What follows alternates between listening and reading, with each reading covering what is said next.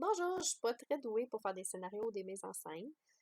J'ai décidé de faire une petite version plus simple qui pourrait être utilisée, pour ceux qui sont pas à l'aise avec la technologie. Comme moi, comme vous allez pouvoir le constater, j'ai la technologie en horreur, mais j'ai pas le choix de l'utiliser au travail. Je travaille dans une école, puis je dois être en mesure de pouvoir l'expliquer aussi aux étudiants. Si je ne connais pas la technologie, je ne peux pas bien l'expliquer. Alors, voilà 10 conseils qui, espérons, pourront vous aider. Conseil numéro 1. Prends le temps de connaître ton matériel. Si tu ne connais pas ton matériel sur quoi tu travailles, tu ne pourras pas être fonctionnel à 100% au travail.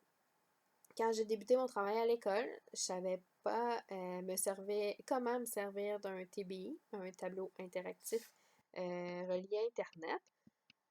Ouf! Juste dire ça, là, c'est beaucoup là, pour moi.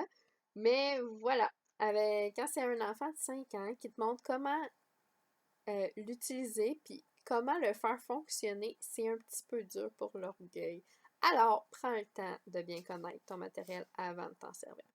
Conseil numéro 2, apprends les bons termes. Pour pas avoir l'air insignifiant, il est important de savoir de quoi tu parles ou de savoir de quoi les autres vont te parler. C'est aussi primordial de savoir de quoi on te parle pour être en mesure de faire ta tâche correctement au travail. C'est une petite base. Sont d'utiliser le système de messagerie de l'école ou du travail, puis que toi, tu penses utiliser UPS, par exemple, il va y avoir un petit problème. Conseil numéro 3, va directement au but quand tu envoies un courriel. La plupart des gens vont écrire un roman pour demander des choses, pour poser des questions à quelqu'un au travail ou à une compagnie ou peu importe. Un courriel, en fait, c'est une des technologies les plus pratiques à mon avis, mais il faut savoir comment bien l'utiliser. C'est super rapide et efficace, mais utilise-le à bon escient. Conseil numéro 4. Utilise la plateforme commune de ton lieu de travail ou la plateforme de l'école. Tout le monde va reconnaître les échanges faits sur la même plateforme. Par exemple, comme la plateforme du Collège Boréal, avec notre adresse courriel après le arobase montboréal.ca. Ça va éviter beaucoup de malentendus, des erreurs, mais aussi de protéger les employés contre le harcèlement au travail, puisque tout ce qui transige par une plateforme commune est enregistré à quelque part sur un serveur. N'envoie jamais un courriel avec ton adresse personnelle. Utilise toujours celle de ton travail. C'est gratuit? T'en as une? Parfait, utilise-la. Conseil numéro 5. Reste concentré puis focalisé sur ton travail. C'est super facile, puis c'est très tentant de se laisser distraire sur Internet. C'est pour ça qu'il y a plusieurs compagnies qui bloquent volontairement certains sites de la plateforme commune. Par exemple, Facebook, qui n'apporte rien dans une journée de travail, là, selon moi.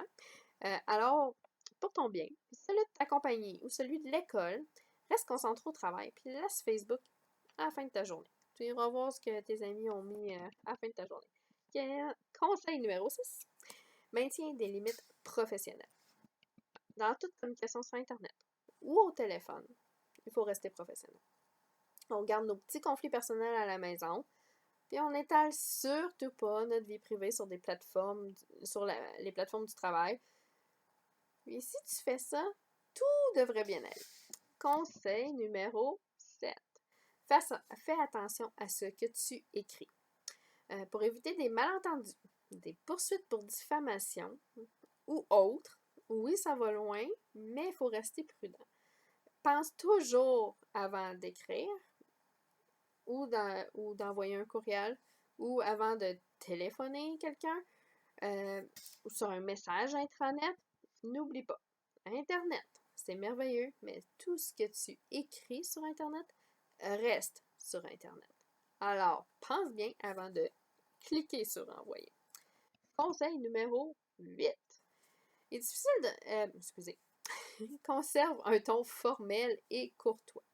OK. C'est difficile de savoir la pensée exacte de ton interlocuteur d'un d'un courriel, pardon, ou sur un message texte, un SMS. Alors, utilise toujours un ton formel et professionnel. Reste courtois et poli, mais comme ça, tu vas pouvoir éviter des malentendus, puis tu n'auras pas d'ennemis au travail. Conseil numéro 9, utilise la technologie plutôt que le papier. Et oui, c'est un de mes conseils, là. Même si je prône encore le papier et le crayon, utilise la technologie plutôt que le papier. Tout est mieux avec la technologie, je l'avoue. La poste régulière, c'est lent. Des erreurs peuvent arriver tous les jours. Mon facteur, par exemple, chez moi, met mes lettres dans celles de mon voisin.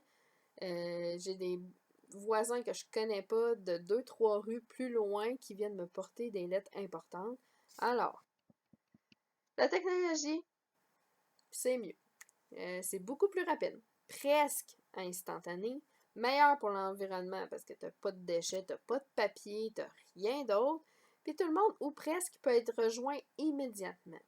Puis tu peux rejoindre plus qu'une personne à la fois. Un courriel envoyé à plusieurs personnes, tout le monde va le recevoir en même temps. Une lettre, tu peux l'envoyer juste à une place. Et finalement, mon conseil numéro 10. Tiens pour acquis que ce que tu mets sur Internet reste sur Internet. Protège-toi, mets pas ta vie privée sur Internet. Garde-toi une petite gêne. De nos jours, les employeurs ou les futurs employeurs vont aller voir les Facebook, les comptes Twitter, les comptes Instagram, nommez-les tous, là. Il y a beaucoup d'employeurs qui vont, on va utiliser un mot bizarre, là, zioter, qui vont regarder les pages de leur personnel ou du futur personnel pour savoir à qui ils ont affaire. Ce serait vraiment, vraiment dommage que tu perdes un emploi potentiel ou que tu perdes ton travail pour quelque chose que tu as mis sur Internet. Alors, protège-toi. Garde ta vie privée chez toi. En conclusion, et oui, j'espère que mes conseils seront utiles. Pour certains, aideront certains aussi à avoir une meilleure connaissance tant qu'à l'utilisation des technologies. Merci beaucoup. Bon été.